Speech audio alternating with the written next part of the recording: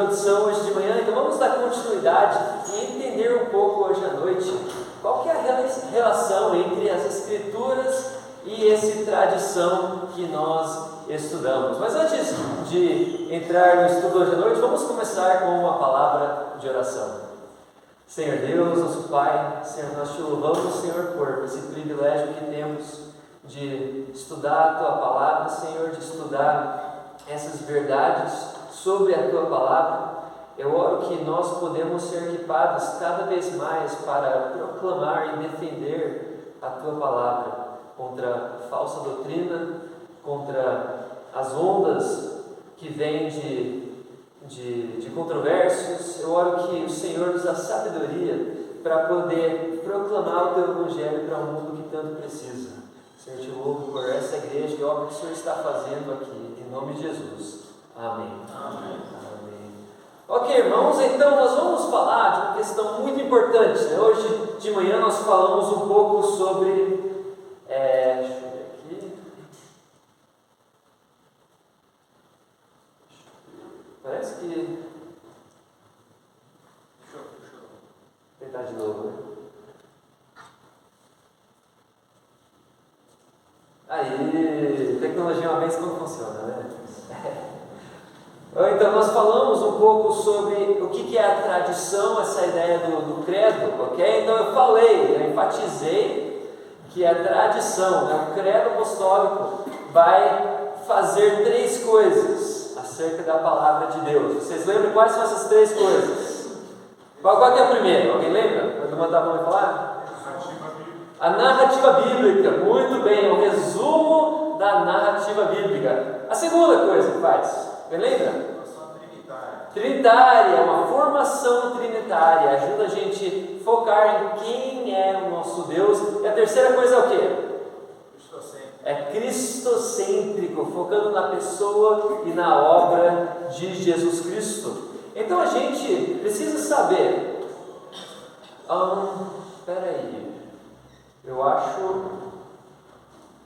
Eu acho que está o PowerPoint errado. Me dá um minuto rapidinho, só vou fazer aqui.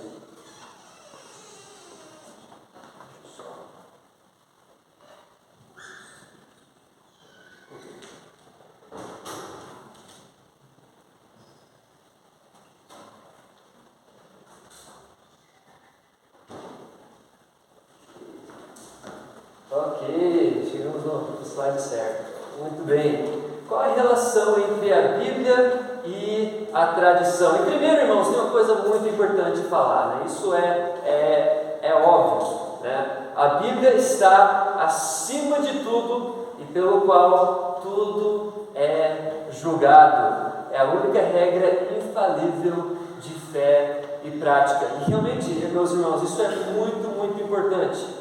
Esse livro, né, a palavra de Deus, está acima de tudo.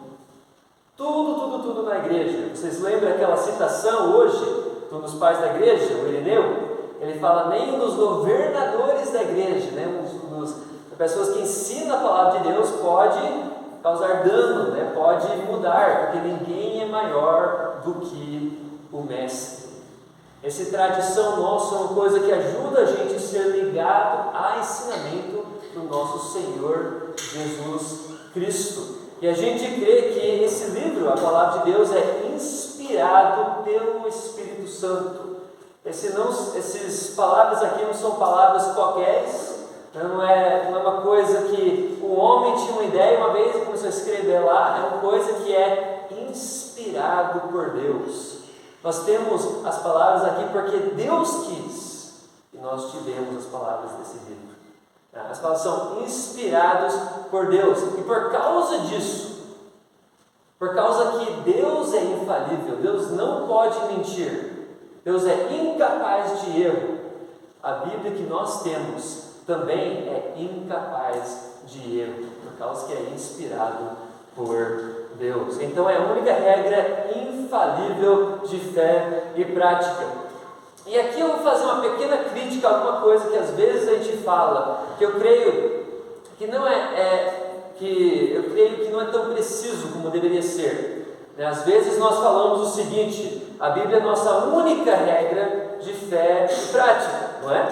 Isso vem de um lugar bom, né? Nós queremos enfatizar o lugar único da palavra de Deus, mas realmente nós vemos que realmente nós temos outras regras. Eu vou dar um exemplo. A nossa igreja lá em Presidente Prudente, quando alguém entra como membro da igreja, a pessoa tem que assinar o pacto da igreja. Ok? Então o que é isso? É as doutrinas da igreja, o que nossa igreja ensina. E a pessoa precisa concordar com isso para fazer parte da nossa igreja. Agora, esse pacto da igreja é exatamente tirado de um certo versículo, um certo texto? Não. A gente espera que os documentos da igreja sejam em conformidade com a palavra de Deus, mas em grande parte são resumos de doutrina.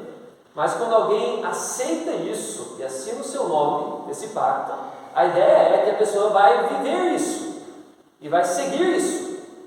Então é uma regra na vida da pessoa. Também tem outras autoridades. Deus colocou o pastor como autoridade na igreja. E devemos ouvir nossos pastores. São pessoas com quem um dia vai dar contas a Deus pela alma de vocês. O pastor é uma autoridade.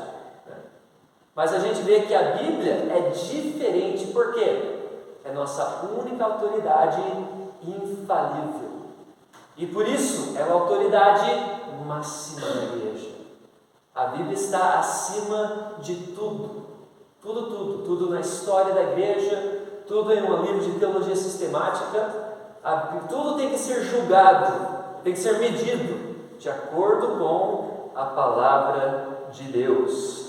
De acordo com a palavra de Deus. Olha só essa citação aqui de Gregório de Nissa, dos pais da igreja no quarto século.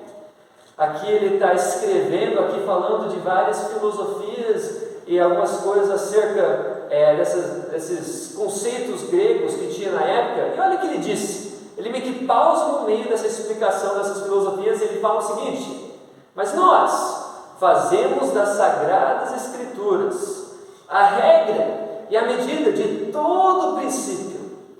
Nós necessariamente fixamos nossos olhos e aprovamos somente aquilo que pode ser feito para se harmonizar com a intenção desses escritos. Você percebeu o que ele falou? Tudo que nós afirmamos, todo princípio, precisa ser medido à luz da palavra de Deus. Isso não só se aplica aqui em contexto de igreja, isso também se aplica em sua vida secular, sua vida no trabalho, na escola, até no lar cristão. Tudo que nós acreditamos e fazemos deve ser de conformidade com a palavra de Deus. Tudo deve ser medido por esse livro. Então, continuando aqui, nós vemos que a Bíblia está acima de tudo. Então, qual que é a relação entre a Bíblia e essa tradição? Essa tradição aqui que a gente viu. A tradição ajuda a gente como uma lente hermenêutica correta. É a interpretação correta da Bíblia. E é muito interessante isso, meus irmãos. É bem interessante. Naquele livro que eu tirei aquela citação do Ireneu, é um livro chamado Contra Hereges. E o que Ireneu faz nesse livro? Ele escreve sobre vários grupos que tinham distorcido essa tradição, tinha negado a tradição, ou acrescentado a tradição, e ele mostrou como eles tinham leituras diferentes do texto bíblico. É interessante que esses grupos hereges, eles usam a palavra de Deus. Vocês já notaram isso? Talvez já foi um mormon na sua casa, um testemunho de Jeová. E o que eles fazem? Eles têm uns versículos lá, eles abrem a Bíblia, começam a explicar. Talvez tenham uns folhetos lá bem bonitinhos, coloridos, que chamam atenção. E eles tentam explicar a Bíblia de um certo jeito. Todos nós temos um lente hermenêutico, como se for assim uns óculos que a gente usa.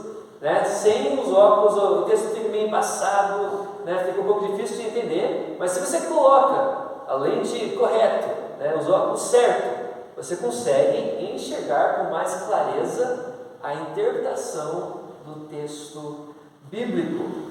E nossa lente hermenêutica, como crentes, como pessoas que seguem essa tradição, vai ser formada de 3 coisas. Quais que você acha que são essas 3 coisas? São esse resumo da narrativa bíblica, esse formato trinitariano e esse foco cristocêntrico. Então a ideia é o seguinte: essas coisas é como se for o ponto de partida quando você começa a ler o texto bíblico. Aí se um dia alguém chegar para você e explicar um texto de uma forma que não bate com essa regra, você deve ficar meio suspeito, né? Deve ficar com as antenas erguidas, né? Ficar assim, opa, peraí, é uma coisa que não está soando certo, é uma coisa meio errada por aqui. A gente deve interpretar as Escrituras de acordo com essa narrativa bíblica, focada na pessoa de Deus e focada em o que esse Deus fez na pessoa de Cristo. Essa próxima citação aqui, eu vou ler de Ciro de Jerusalém. Esse aqui é tirado de das aulas que ele está dando aqui para novos convertidos. Esses novos convertidos aqui estão aprendendo o conteúdo do credo apostólico. E olha o que ele fala aqui. Portanto, por enquanto ouça, enquanto eu simplesmente recito o credo e guardo na memória. Mas no momento apropriado, espere a confirmação da Sagrada Escritura de cada parte do conteúdo. Okay, vamos pausar por aqui. Você viu o que ele falou? Ele fala assim, vou citar o credo, deposita isso como para a memória. Mas lembra, espera depois de tudo isso, que todas essas coisas sejam de conforme com a palavra de Deus. Ou seja, a palavra de Deus está acima de tudo, e pelo qual tudo é julgado. Mas olha o que ele fala, continuando aqui. Pois os artigos da fé não foram compostos como parecia bons aos homens, mas os pontos mais importantes coletados de todas as Escrituras consistem em um ensino completo da fé. Ou seja, o que ele está falando? Ele está falando que as pessoas não pegaram esses pontos de doutrinas qualquer. Eles pegaram esses pontos principais, aquilo que é central para a fé cristã, e colocaram isso como fundação, nosso ponto de partida, a nossa leitura bíblica. Aí olha só o que ele fala aqui, continuando. E assim, como a semente de mostarda em um pequeno grão contém muitos ramos, também esta fé abraçou em poucas palavras todo o conhecimento da piedade do Antigo e no Novo Testamento. Olha só o que ele está falando aqui. Ele está falando, se você lê com essa tradição, com esse foco na narrativa bíblica, no foco cristocêntrico, no formato trinitariano, no foco cristocêntrico, quando você faz isso, a Bíblia vai se abrir para você. E como um pequeno grão de mostarda, o credo é bem resumido, dá para colocar na memória. Mas quando você lê com isso, é como se for assim, esse grão vai brotar e vai criar raízes, vai crescer. Uma coisa que vai ajudar você a compreender a beleza do texto bíblico. Preste atenção então, irmãos, e mantenha firmes as tradições que agora recebe e escreve-nas na mesa do seu coração. Então vamos ver isso hoje à noite. Vamos ver como que isso funciona, como que o credo faz isso para nós e abre a nossa mente para a leitura bíblica. Primeiro, a gente vai focar nesse resumo da narrativa bíblica. E o credo enfatiza esse começo e o fim, a criação até a consumação.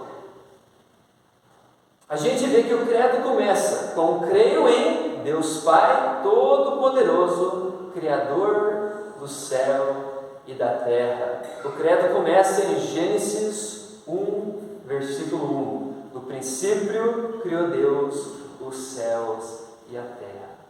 Agora, talvez isso vai parecer meio óbvio para nós. Nós estamos acostumados a ler a Bíblia, de começar com a criação. Mas realmente, para muitos grupos, isso não é óbvio. Eles têm outro conceito da criação. A ideia é que por causa que Deus criou esse mundo, e nosso Deus é um Deus bom, a criação também é boa. É uma coisa ótima. O que Deus diz depois de cada dia da criação? Isso é bom. Muito bom. É muito bom. Deus fez uma criação perfeita. É nós, seres humanos, que estragamos, não é? Continuando a história, a narrativa bíblica, com o pecado, Gênesis capítulo 3. A gente vê que a criação é boa. Muitos, em outras áreas da igreja, no gnosticismo, gnosticismo é uma crença, uma heresia, que fala o seguinte, que o mundo espiritual é bom e o mundo físico, material, é mau. Foi feito de um Deus ruim. E o Deus do mundo espiritual quer que nós escapamos desse mundo. Quer que as nossas almas escapam dessa criação, desse corpo físico aqui. Mas o que o cristianismo fala? O cristianismo fala que a criação é boa. A criação é uma coisa ótima. Isso até entra no jeito que nós vemos até os nossos próprios corpos, quem que nós somos como seres humanos. Hoje em dia tem muita confusão sobre isso. Pessoas querendo alterar quem eles são, não aceitando o jeito que Deus fez, homem e mulher. Não aceitando que a criação de Deus é bom. Mas por causa da nossa leitura bíblica, nós podemos enxergar essas coisas. Também o texto fala em João, capítulo 1, de 1 a 3, no princípio era o Verbo, e o Verbo estava com Deus, e o Verbo era Deus. Ele estava no princípio com Deus. Todas as coisas foram feitas por intermédio dele, e sem ele nada do que foi feito se fez. Então aqui está até entrando no papel do Verbo, do Filho de Deus na criação. Aí o credo vamos pular para o fim, vai enfatizar essa parte final, na ressurreição do corpo e na vida eterna. Amém. É muito interessante isso, meus irmãos, muito interessante. Muitas vezes nós, como crentes, nós pensamos assim, a nossa esperança máxima é que quando a gente morrer, a gente vai para o céu, não é? Isso é bom, isso é uma verdade gloriosa, nós vamos estar juntos com Deus. Mas a história bíblica não termina com isso. Só quando nós morremos, que nossa alma vai para junto do nosso Senhor Jesus Cristo. A Bíblia fala da ressurreição do corpo. Olha o que enfatiza o apóstolo Paulo em 1 Coríntios, capítulo 15.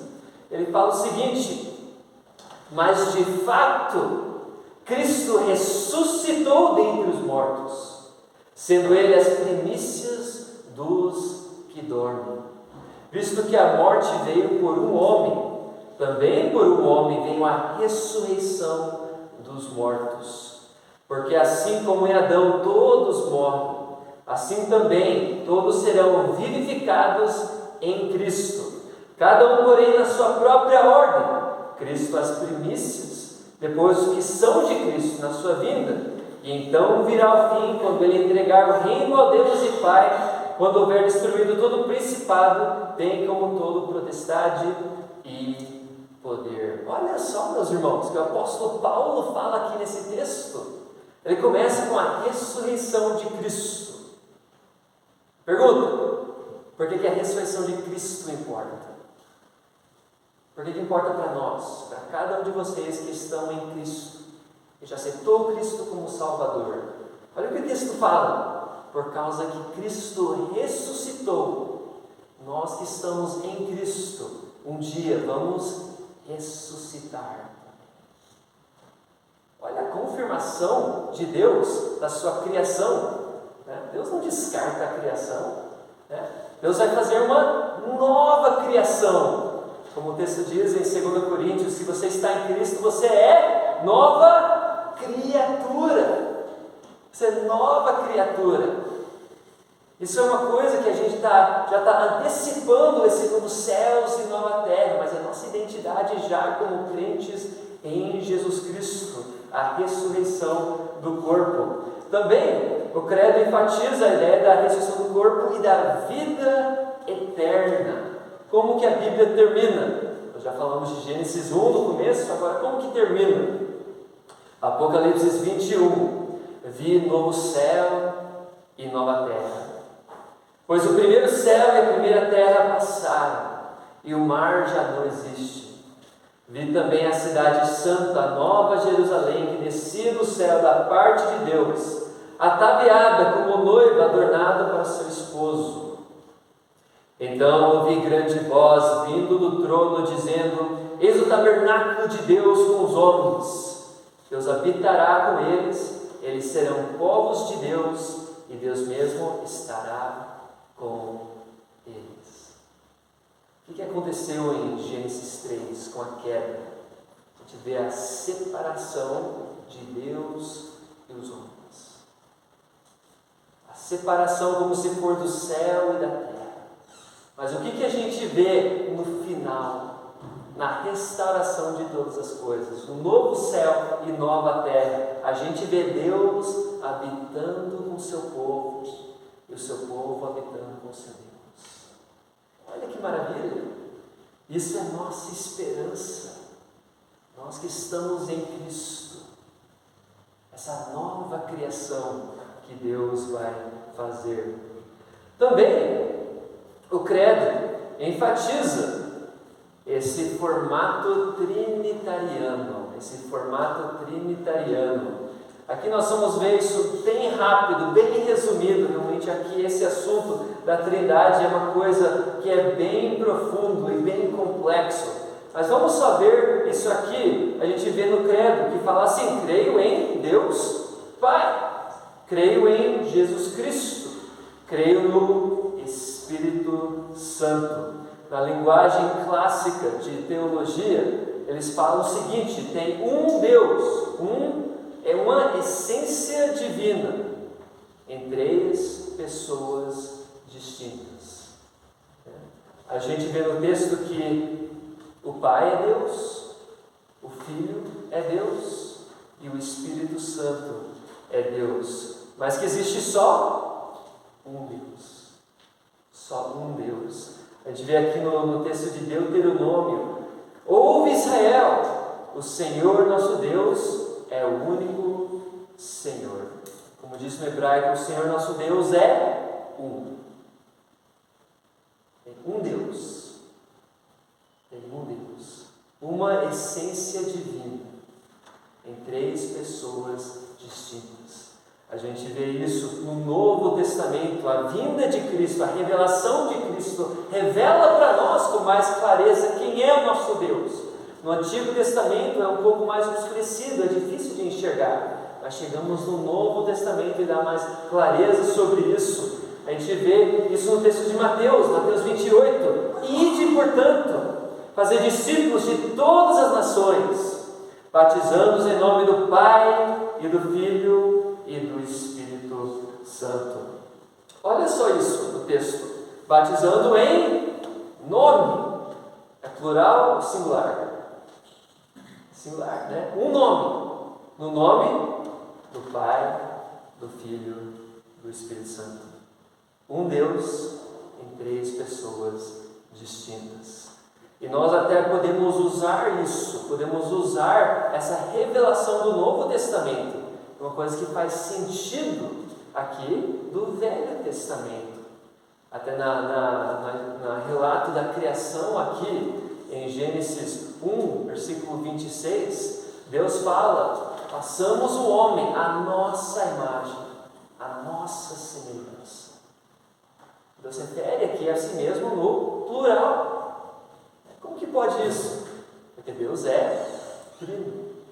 Um Deus em três pessoas distintas.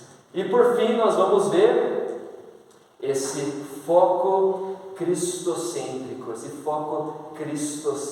aqui. Eu quero que vocês abrem comigo para o Evangelho de Lucas. Abrem nas suas Bíblias para Lucas 24.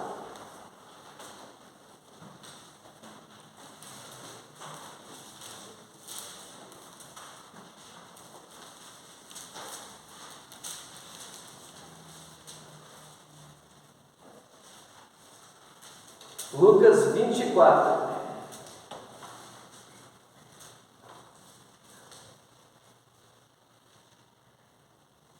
Esse texto aqui é muito interessante. Tem esses dois discípulos de Cristo, no caminho de Emaús. Cristo acabou de ser crucificado, de ressuscitar, só que eles meio que não sabiam sobre isso ainda, né? Eles tinham algumas dúvidas sobre isso. E eles ouviram falar da ressurreição de Cristo, né? Essas mulheres foram ao túmulo, viram Cristo, né? Mas eles estavam com algumas dúvidas. Voltando lá para Emaús, Cristo aparece lá junto com eles e começa a falar com eles. Por que vocês estão tão tristes? O que aconteceu? E como que eles respondem? Né? Você é o único em Jerusalém que não sabe o que aconteceu? Jesus Cristo, que a gente acreditava que era o Messias, que ele ia restaurar o reino para Israel, mas ele foi morto, foi levado pelo sumo sacerdote, os romanos, foi crucificado. Agora algumas mulheres falam que ele ressuscitou, a gente não sabe o que pensar. E olha o que Cristo fala aqui no versículo 25. Então lhes disse Jesus: ó nécios, e tardos de coração para crer tudo que os profetas disseram. Porventura, não convinha que o Cristo padecesse e entrasse na sua glória? E começando por Moisés, discorrendo por todos os profetas, expunha-lhes o que a seu respeito constava em todas as Escrituras. E meus irmãos, essa é uma parte muito interessante aqui desse credo, foco cristocêntrico, o jeito que o Novo Testamento até abre o nosso conhecimento do Velho Testamento. Cristo está falando de que escrituras aqui? Ele está falando do Velho Testamento, né? Quando Jesus estava aqui no caminho para Emaús, não tinha o Novo Testamento ainda. E ele fala assim: vocês não leram? Vocês não leram? De Moisés, os profetas, que todas essas coisas apontavam para Cristo. É interessante que no Velho Testamento tem essa função de criar em nós esses expectativas e como se fossem ansiedades, não é? Você já estava lendo o Velho Testamento e você fica frustrado? Você fica frustrado com o povo de Israel, né? Você fica frustrado com os altos e baixos da narrativa. Eu acho que o texto foi escrito para isso. É para a gente perguntar: cadê? Cadê aquele que foi prometido? Começando em Gênesis 3,15, esse semente da mulher que vai esmagar a cabeça da serpente. E começando com esse primeiro dica do Evangelho, nós temos essas funções, essas pessoas. As pessoas como o profeta Moisés, que explica quem é Deus. Mas é falado que depois de Moisés vai chegar um profeta até melhor que Moisés, que vai revelar Deus ainda mais completamente para nós. Tem o rei Davi, Salomão e os outros reis, mas todos com suas falhas e corrupções e problemas. Mas um dia vai ter um rei perfeito, um rei que vai reinar com justiça perpétua. Tem esse grupo chamado sacerdotes, que todo dia faz esses sacrifícios bem estranhos. Quantos de vocês já leram a lei e esses sacrifícios e já pensou assim: isso é um pouco diferente, né? Isso é um pouco estranho, não é? Não são bem estranhas algumas coisas assim? Por que aconteceu isso? Essas coisas preparavam a gente, mostrava o peso de pecado, que pecado leva à morte. E esse sacrifício perfeito, que um dia ia chegar, esse Cordeiro de Deus, que vai tirar o pecado do mundo. O Velho Testamento cria isso em nós, quando você está lendo o texto, quando você lê com atenção, e quando chega no Novo Testamento, a gente fala assim: agora eu enxergo. A gente lê o texto, a luz da vinda de Cristo. Eu quero mostrar mais um texto aqui para vocês. Abre para 2 Coríntios. 2 Coríntios capítulo 3. 2 Coríntios capítulo 3.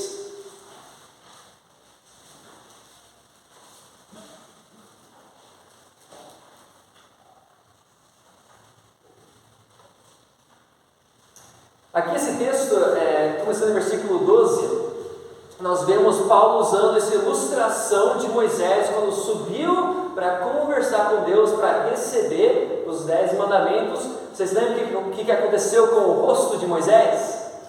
Brilhava, era um esplendor que saía do rosto, até que ele usou um véu para cobrir um pouco.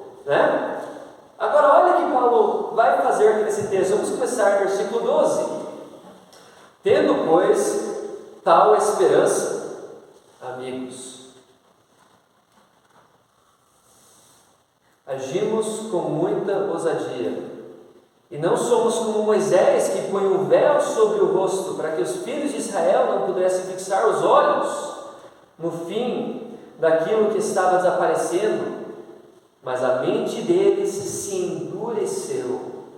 Pois até o dia de hoje, o mesmo véu permanece sobre a leitura da antiga aliança. Não foi tirado. Vamos parar por aqui. Olha só o que o texto diz. Pense em pessoas que estudavam muito o Velho Testamento. Pense de pessoas que estudavam, quase memorizavam grandes porções do Velho Testamento. Talvez tinha até o Pentateuco inteiro memorizado. Esses fariseus, saduceus, escribas, mestres da lei. Mas o que Paulo fala acerca deles? Esses homens que dominavam o texto do Antigo Testamento. Quando eles leem o Velho Testamento, o que acontece com eles? É como se for um véu. Está sobre o rosto deles, para que eles não enxerguem realmente as maravilhas desse texto em Cristo. Mas olha como o texto continua aqui. Vamos lá para o versículo 15 de novo. Mas até hoje, quando Moisés é lido, o véu está posto sobre o coração deles. Versículo 16. Quando, porém, alguém se converte ao Senhor, o véu é tirado. Vamos voltar lá para o fim de versículo 14. Não foi tirado, pois só em Cristo ela é removida.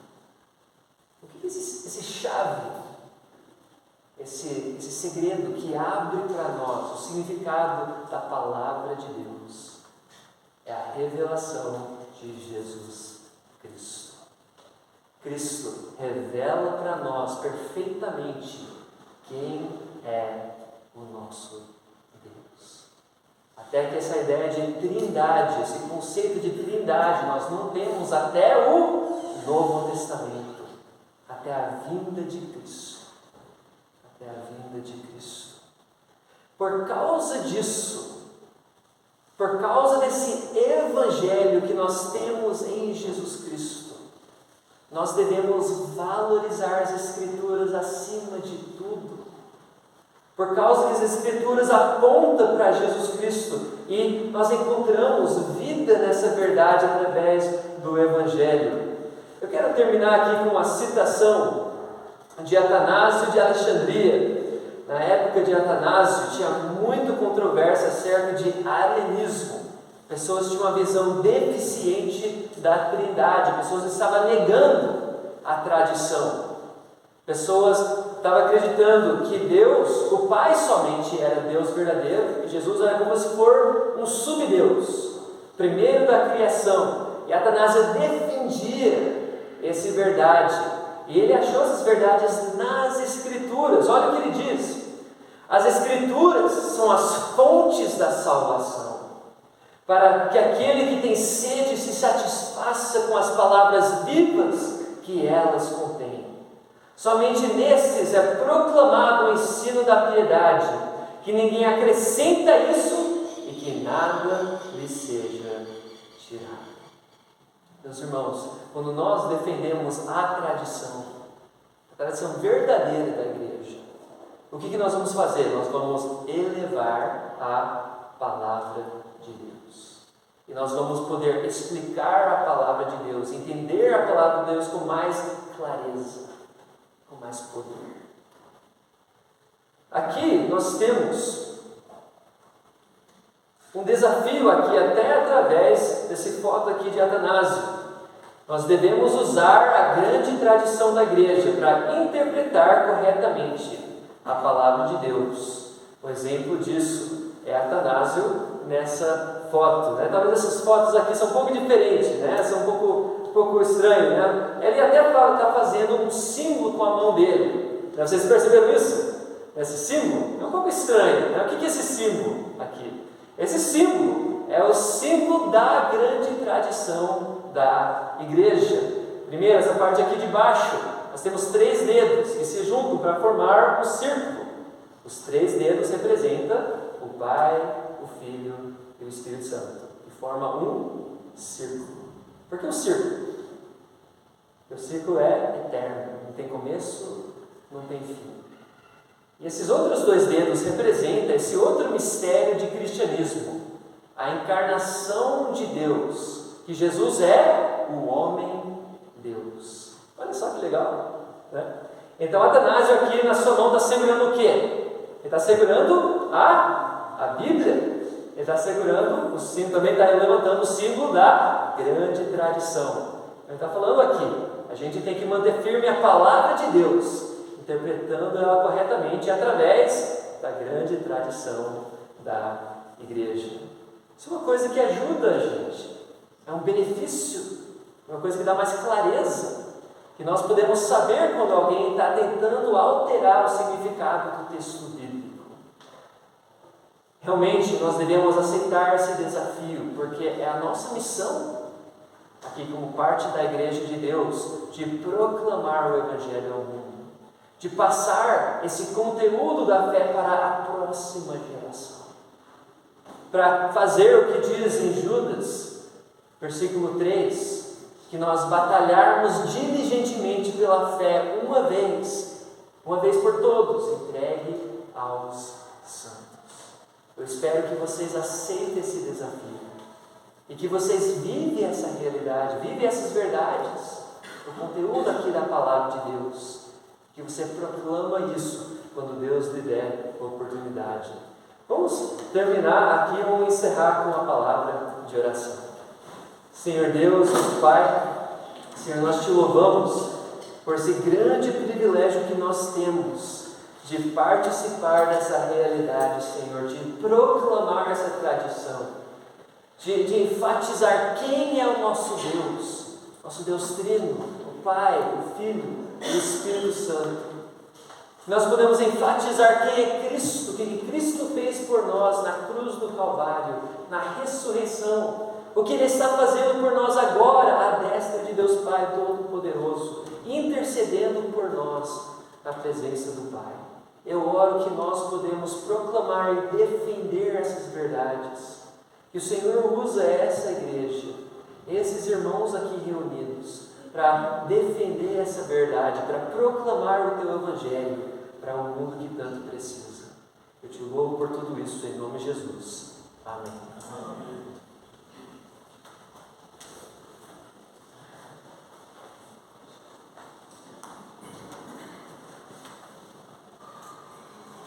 Agora, quando lá na sua casa chegar alguém com uma palavra que não é a palavra de Deus, você faz assim.